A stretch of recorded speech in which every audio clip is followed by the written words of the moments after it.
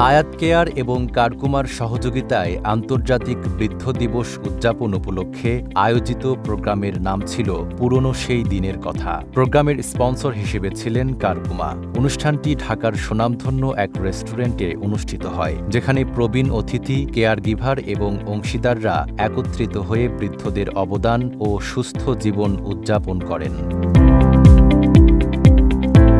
পুরনো সেই দিনের কথা উদযাপনের মাধ্যমে আয়াত কেয়ার ও কারকুমা তাদের লক্ষ্য পুনর্ব্যক্ত করেছে: প্রবীণদের সুস্থতা, যত্ন এবং মানসিক শান্তি নিশ্চিত করা। প্রোগ্রামে ছিল অনুপ্রেরণামূলক বক্তব্য, সাংস্কৃতিক অনুষ্ঠান এবং প্রবীণদের স্বাস্থ্যের গুরুত্ব নিয়ে আলোচনা।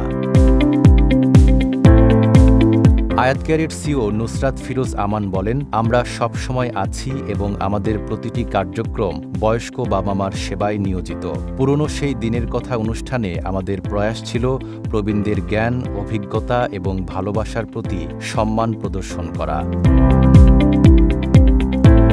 এই উদ্যোগের মাধ্যমে আয়াত কেয়ার এবং কারকুমা নিশ্চিত করেছে যে সমাজে প্রবীণরা সুস্থ, সুখী এবং সম্মানিত জীবন কাটাবে।